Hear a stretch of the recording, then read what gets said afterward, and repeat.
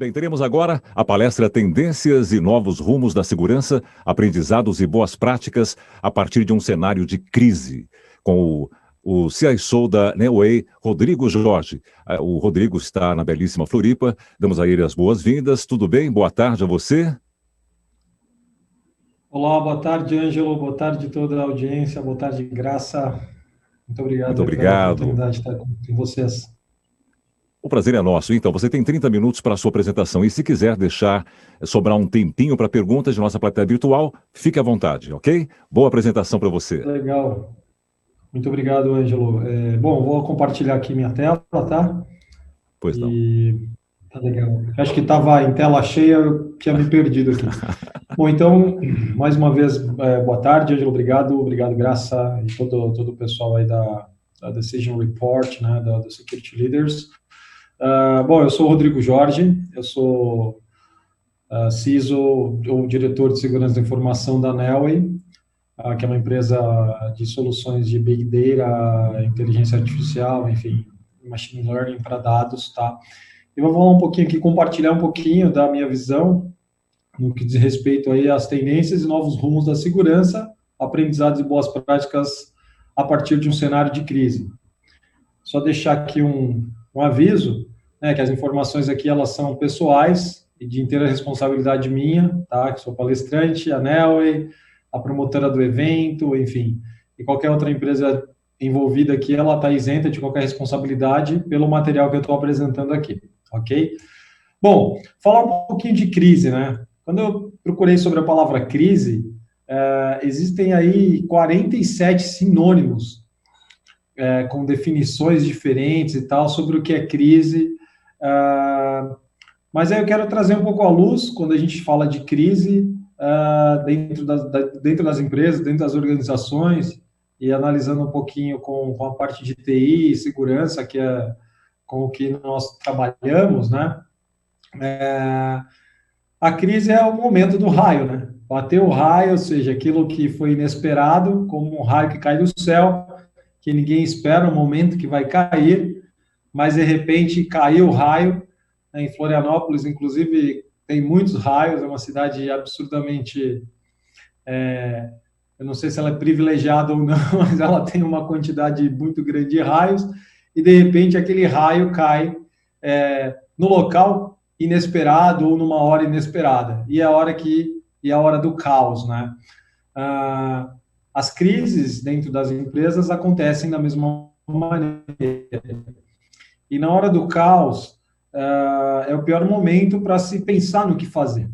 É o pior momento para querer achar uma solução, uma nova solução, ou uma nova maneira de fazer algo que já deveria estar sendo feito, que já deveria estar funcionando, ou preparado, ou planejado, mas que naquele momento do caos, naquele momento da crise, não estava.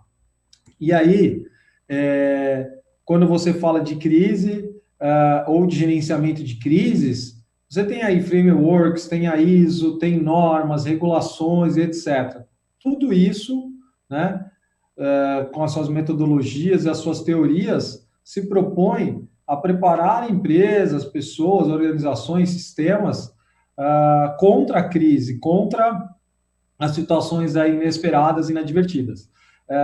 No entanto, eu tinha um gestor, que até hoje é um grande amigo, né, que ele falava que o momento da crise, que é o momento ali quando você está com o fogo pegando nas suas costas, né, no seu traseiro, é o momento que você não tem que pensar. Você tem que ler, de repente, aquela receita, aquele guia, aquele passo a passo, ou você tem que executar algo para o qual você já foi preparado, para o qual você já foi treinado, né? E aí, assim, se você precisa, nesse caso, preparar e estar preparado, você tinha que ter pensado nos cenários de crise bem anteriores ao momento da crise. Esses cenários, eles deveriam ter sido já previstos, né, simulados, e, de alguma maneira, fazer com que ter sido planejadas as soluções, os workarounds, né, as medidas aí para poder evitar ou para poder amenizar no momento da crise. tá? E aí, trazendo um pouquinho para 2020, para a realidade, para o ano que nós vivemos, nós tivemos aí o mundo todo, né, todo o planeta, inclusive aqui no Brasil, empresas entrando em lockdown em função do Covid 2019. Tá? Então, isso foi uma grande crise que empresas viveram na prática. Muitas tiveram que colocar em prática seus planos de continuidade de negócio, os diversos planos e ferramentas e situações de contingência que eles tinham previsto lá atrás. Mas, ao mesmo tempo, muitas empresas ainda não tinham nada preparado, pensando neste tipo de crise, né? Algumas pensavam na crise financeira e, de repente, tinha uma reserva financeira. Outros pensavam numa crise de falta de fornecimento e mantinham o seu estoque.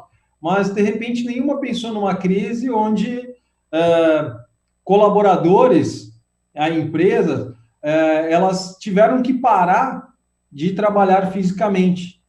Elas tiveram que parar de funcionar, fecharam suas portas, tiveram que vender através da internet, outros tiveram que colocar os seus colaboradores. E aí esse foi um momento de caos. É como aquele raio que cai de maneira inesperada e provoca ali uma explosão, e as empresas em todo o planeta, né, de diversos segmentos, elas se viram aí com as entregas aos clientes impactadas, e em crise financeira. Por quê? Porque elas não conseguiam operar, não tinham funcionário, não tinham recurso para o funcionário trabalhar de casa, não poderiam receber esses funcionários dentro do seu escritório, não tinha mais quem comprasse, de repente, o seu produto, e aí elas entraram em crise financeira.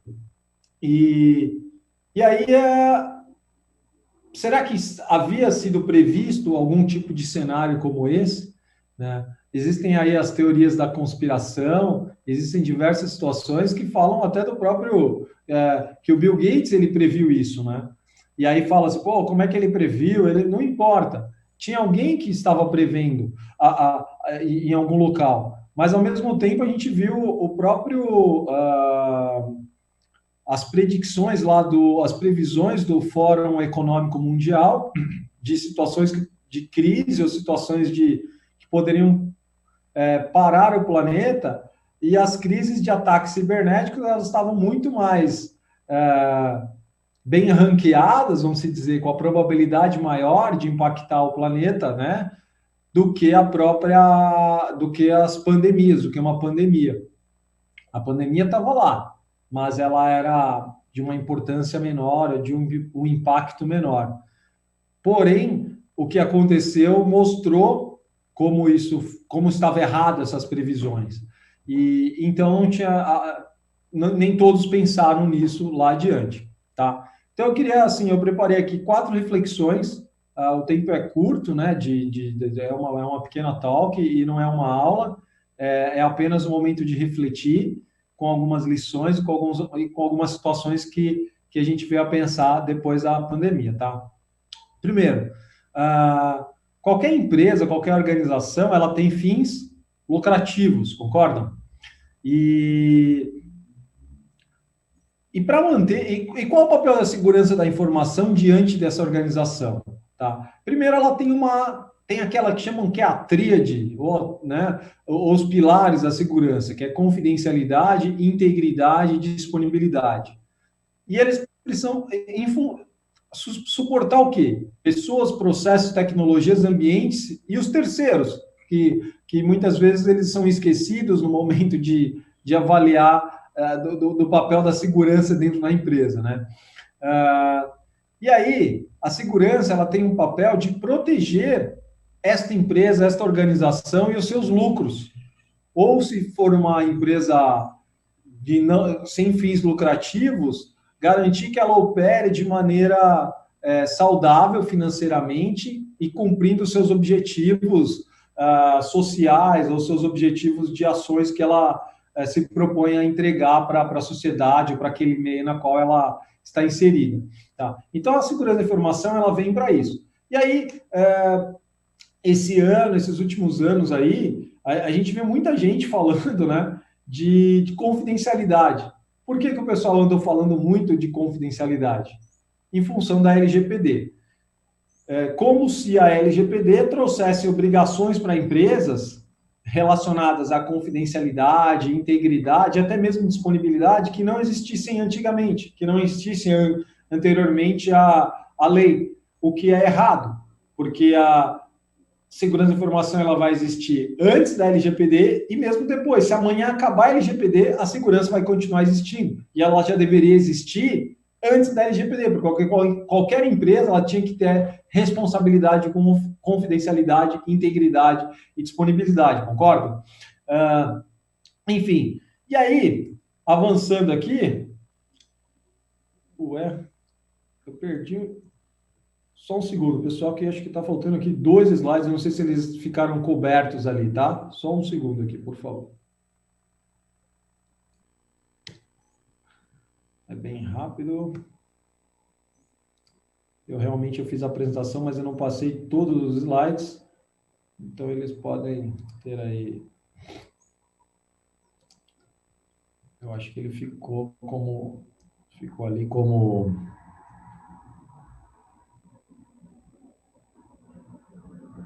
Ficou right. Ok, vamos adiante. Tá? Então, é isso. Primeiramente, colocar realmente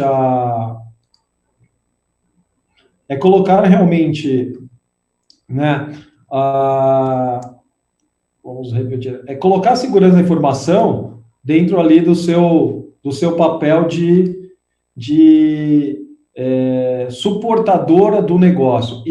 E aí, quando veio a crise, ela veio mostrar que o item disponibilidade, que foi muito tempo, ele não veio sendo tratado, ele não veio visto, não veio sendo abordado em função de todo mundo estar pensando ali em LGPD, em confidencialidade, né? Porém, de repente, a crise veio mostrar que... Voltando aqui o compartilhamento, pessoal, bem rápido. Olha lá, acho que agora voltou, né? Legal. Então, o item disponibilidade, que ele foi muito impactado pela crise dos negócios e que lá dentro da disciplina de segurança da informação e gerenciamento de riscos, ele existe, ele não veio sendo tratado, né? A gente, como cliente, por diversas vezes vem sendo abordado por fornecedores até hoje, falando de LGPD em vários cenários, em privacidade, etc. Mas o pessoal não tem tratado muito, por exemplo, o item disponibilidade. E aí, essa falta do item disponibilidade pode impactar no momento de crise, tá? Então, uma primeira reflexão, não adianta só pensar em confidencialidade, sem pensar em integridade, sem pensar em disponibilidade, tá? Uma reflexão número 2, que eu acho que é importante. Muitas empresas acham que para se preparar para uma crise como essa colocada, e eu estou trazendo um pouco a situação ainda do lockdown, do Covid-19, e de um momento que o negócio é impactado por algum tipo de indisponibilidade física, são trazidos cenários como esse que está aí na tela, né, que é extremamente complexos, desenhos, e etc, etc. Só que o que acontece? Nem sempre vai ser possível. E aí, quando você olha um cenário complexo, acha que é impossível, a gente encontra, e assim, ao longo da minha carreira, muitas vezes que as pessoas deixaram de fazer aquilo que deveria ter sido feito minimamente, tá? Então, é importante começar e se preparar para as crises pequenas, médias e grandes, mas que se comece pelo simples. Nem sempre, para se preparar para uma crise, é necessário algo muito complexo, algo muito caro, algo que demande muito investimento ou muito conhecimento. Por quê? Porque existem diversas maneiras de se resolver um problema, de se prover um problema. Eu trabalhava numa empresa que ela não podia parar um minuto, né? Cada hora dela sem funcionar o faturamento era 5 milhões de faturamento que deixaram de funcionar. E aí a gente tinha pouco orçamento. Mas então a gente tinha que sempre estar precisando prever cenários de crise, cenários de indisponibilidade, de falta de continuidade, e tentar achar maneiras ali de criar resiliência, de criar contingenciamento dentro da empresa, dentro da operação da empresa, ainda que com pouco orçamento. Então, a gente sempre tinha o lema de começar pelo simples. Tá? Então, a gente ia no simples, pensávamos e tentávamos executar. Mas como é que eu decido o que eu vou executar primeiro? Né? É importante sempre ter um mapa de risco. Eu conhecer o que está em risco, o que está mais frágil. Tá? Só que na hora que eu vou analisar o que está mais frágil, eu preciso realmente olhar, criar esse mapa de risco. E há uma tendência muito grande dos mapas de riscos serem feitos por profissionais de TI que vão ter uma visão muito restrita à TI. E aí eles vão olhar no primeiro momento para as tecnologias.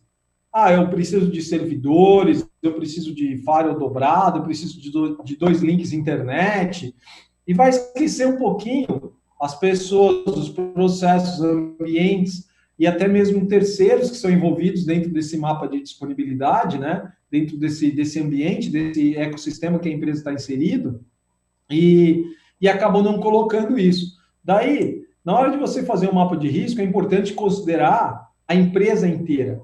E uma vez que você considera a empresa inteira, realmente você vai analisar todos os itens, serviços, pessoas, processos, e como que isso suporta o negócio e o que o negócio espera mais disso. Tá? Tem até uma coisa, né, que se chama, que é o BIA, que é o BIA, ou BIA, que é o Business Impact Analysis, onde você vai mapear riscos, vai analisar esses riscos, vai correlacionar esses riscos com o negócio e vai entender aquilo que está mais... aquilo que o negócio pode ser mais prejudicado em caso de uma indisponibilidade ou em caso de uma crise, de um incidente, e aquilo que, de repente, já está mais maduro e vai impactar menos o negócio, ou que a probabilidade daquele item ou serviço é menor. Mas, Rodrigo, como é que eu relaciono? Como é que eu faço isso? É importante, então, fazer este correlacionamento. Pessoas, processos e tudo isso. A partir daí, é fácil ou é menos difícil, mas eu acho que é mais fácil, eu diria mais fácil, de você tomar a decisão por onde começar. Tá? Então, o que é que não vai custar dinheiro para fazer? Então, tem esse item que não vai me custar dinheiro para fazer. Ok, se isso não vai lhe custar dinheiro, comece fazendo por isso. Aquilo que você vai precisar de algum orçamento, de algum recurso extra, vá trabalhando em paralelo, buscando orçamento, buscando os recursos extras. Mas isso aqui é muito mais importante, por exemplo, algo que você encontrou no seu mapa de risco, mas que vai precisar de um recurso externo. Eu não posso parar para fazer o que está na mão, não. É importante já fazer aquilo que não vai te custar dinheiro. Por quê? Porque você não precisa de recursos adicionais, você precisa apenas o quê? Da ação, precisa da atitude. E quantas vezes a gente já se deparou dentro dos ambientes que algo deu errado porque faltou uma atitude, porque alguém foi omisso? Sabia-se do problema e não executou a correção ou a prevenção daquele problema. Por isso que a atitude é muito importante para quem está trabalhando com isso, para quem está tentando evitar uma crise ou encontrar caminhos para sair da crise. Então, pode-se começar pelo simples. E o simples é aquilo que está na sua mão e é o que está mais fácil. E aí vai trabalhando em paralelo, tá? Essa é uma segunda reflexão que eu acho que é importante. Porque muitas vezes tem um ditado que diz que o ótimo é inimigo do bom, correto? Então, vamos começar pelo que é simples, tá? Então, esse é o ponto, é uma segunda reflexão. Reflexão número 3, e não menos importante, tá? Independente se eu estou relacionando, se eu estou falando com pessoas, se eu estou fazendo um mapeamento de risco, se eu estou buscando entender os meus cenários, previsões, etc., tudo isso vai ser trabalhado por pessoas, tá? E as pessoas, eu brinco, eu tenho até uma frase que eu sempre usei, que elas são o começo e o fim da segurança da informação. Elas são o fim e o começo de um negócio. O fim e o começo de uma série de situações que podem ser vividas dentro do dia a dia nosso, tanto na vida pessoal quanto na nossa vida profissional.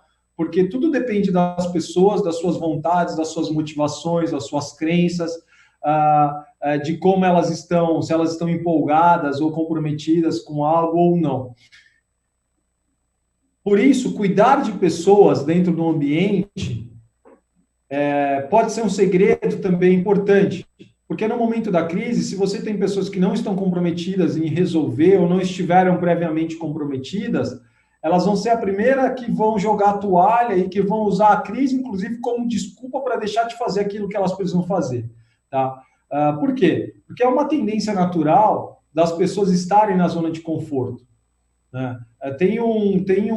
E as pessoas não gostam de sair da zona de conforto. É difícil sair da zona de conforto. E aí, para nós que somos profissionais de segurança, que somos profissionais que temos que lidar com pessoas e com evitar crises, durante, inclusive, a situação da pandemia, eu vi empresas onde colaboradores e pessoas realmente pararam, né, reclamaram, se viram em situações difíceis, de baixa entrega, de baixo comprometimento, e eu vi empresas que as pessoas realmente se sobressaíram. Inclusive, na ANEEL, eu posso dizer, foi um local que a gente viu a empresa performar depois da situação de crise, né? Todo mundo se ajudando, todo mundo com diversas entregas importantes, superando números, marcas e desafios dia após dia. Então, essas pessoas, elas, de certa maneira, estavam na zona de conforto, mas quando elas se viram diante de um desafio novo, elas se motivaram. Mas pode seguir o caminho inverso, tá? E aí, o que acontece? Você, de repente, coloca alguém para pensar cenários de crise lá naquele mapa de risco que a gente comentou ali na reflexão número 2, e essas pessoas, elas vão, de repente, ficar insatisfeitas, elas não vão querer, para que eu vou pensar isso? Se eu pensar isso vai provocar uma mudança, e eu não gosto de mudança, eu estou confortável aqui, por que eu preciso levantar e mudar minha cadeira de lugar aqui na praia? Por que eu preciso levantar para pegar uma bebida, para beber uma água, se eu estou confortável? Inclusive, tem lá o Perry Carpenter, que ele fala, que ele é da KnowBe4, ele fala, se você tentar trabalhar contra a natureza humana, você vai falhar sempre. E a natureza humana, nós sabemos que é de sempre buscar a zona de conforto, concorda? Tá. Por isso que é importante um trabalho de conscientização das pessoas que estão dentro das organizações. Tá? E essa conscientização, ela tem que ser top-down. É importante conversar desde o presidente da empresa, o fundador, o diretor, o dono, seja de uma startup ou de uma empresa grande, até a ponta, tá? Qualquer colaborador que faz algo e estar conscientizando sobre risco, sobre segurança, sobre o papel que ele é importante. Porque, por exemplo, quando as empresas se viram agora com seus colaboradores trabalhando de maneira remota nas suas residências, muitas empresas se viram o quê?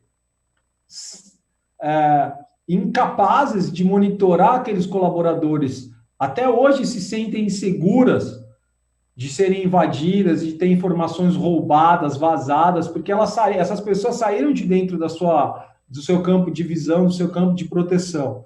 Mas, como ela precisa trabalhar e funcionar, é necessário colocar esses colaboradores trabalhando remotamente. Então, conscientizar quem vai fazer parte da empresa, do dia a dia, e fazer com que eles se sintam parte da solução do que diz respeito à segurança, proteção, é importante, tá? E aí, não adianta só ficar fazendo palestra, mandando informações, porque as pessoas, muitas vezes, elas vão, apesar de conhecer e de saber dos alertas, do que deve, do que não deve ser feito, em termos de segurança, na sua casa, no momento pré e pós-crise, nem sempre elas vão tomar a medida de segurança. Outra frase aí que é just because I'm aware doesn't mean that I care. Não é só porque eu sei, né, daquilo, ou seja, que eu estou consciente que eu vou fazer aquilo que eu vou tomar aquele cuidado. A gente pode citar alguns exemplos. Todo mundo sabe que andar acima da velocidade limite numa rodovia traz maiores riscos de acidente, concordam? No entanto, se essas pessoas passarem da velocidade, e nem sempre elas vão estar em risco, mas muita gente passa da velocidade, tanto que a quantidade de multas é absurdo. Dirigir e conduzir carro é risco. Quantas pessoas dirigem, consomem álcool e dirigem, mesmo estando conscientes do risco, elas acabam assumindo o risco. Então, isso acontece muitas vezes. Por isso que é importante prever cenários e colocar essas pessoas em situações de simulação de crise, seja riscos aí relacionados à segurança da informação, seja riscos de num trabalho remoto, onde ela vai clicar, onde ela vai fazer algo que não deveria fazer no dia a dia, clicar no link, no phishing, ou usar um Wi-Fi de maneira correta, de maneira mais segura. Tudo isso é importante o treino. Por quê? Porque as pessoas aí elas vão condicionar a sua mente a tomar aquela ação de maneira segura, tá? E aí um outro ponto importante, que fazer o simples não é fazer mal feito. Ainda durante a crise, a gente viu muitas empresas fazendo simples. Coloca lá um servidor de conexão remota lá do Windows, um remote desktop server, e faça com que essas pessoas acessem. E aí eles colocavam servidores sem proteção, sem patch, colocavam situações de pessoas... e as empresas começaram a ser invadidas. A quantidade de ataques com ransomware aumentou absurdamente. Por quê? Porque começaram a ser dadas soluções para a crise mal feitas. Ou seja, não tinha recurso, não tinha sido pensado, e ainda quem colocou a solução não pensou nos riscos. Eu tenho que só atender o negócio. Legal, eu vou atender o negócio, coloco o negócio para funcionar. Mas se amanhã você tiver um ataque, né, o que vai acontecer? Se amanhã você tiver um ataque, o que vai acontecer? Se amanhã tiver um ataque, você vai ter o problema de a empresa parar, o negócio parar. Então, vamos tentar achar o meio termo, fazer bem feito, simples, porém bem feito. É um servidor? Vamos manter o patch atualizado, vamos colocar senhas fortes, se possível colocar um segundo fator de autenticação, é uma maneira. O colaborador vai usar o computador de casa, sei lá, coloque um antivírus naquele computador, provenha um antivírus para o colaborador se ele não tiver, verifique se está atualizado. Existe uma série de medidas que poderiam ter sido feitas e pensadas anteriormente para estar preparado para a crise que não iam custar dinheiro, tá? Então, assim, fazer o simples não é fazer mal feito. Quantas vezes as empresas elas continuam sendo invadidas, tendo o seu negócio parado, impactado, em função do quê? Em função de não ter previsto, ou de ter sido feito mal feito. Faz de qualquer jeito. A gente que faz análise de vulnerabilidade, que está sempre no ambiente, quantas vezes a gente encontra senha padrão nos dispositivos, falta de correções, falta de patch, portas abertas.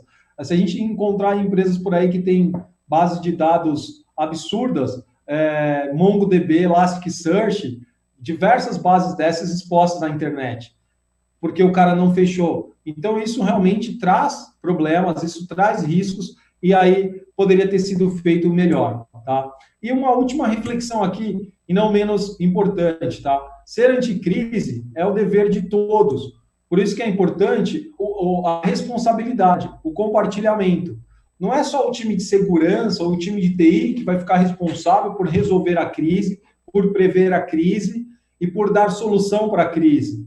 Por isso que é importante que todos dentro da empresa sejam envolvidos, tá? O dono da empresa, o acionista, ele é o primeiro que precisa se responsabilizar e entender que o dinheiro dele está em risco.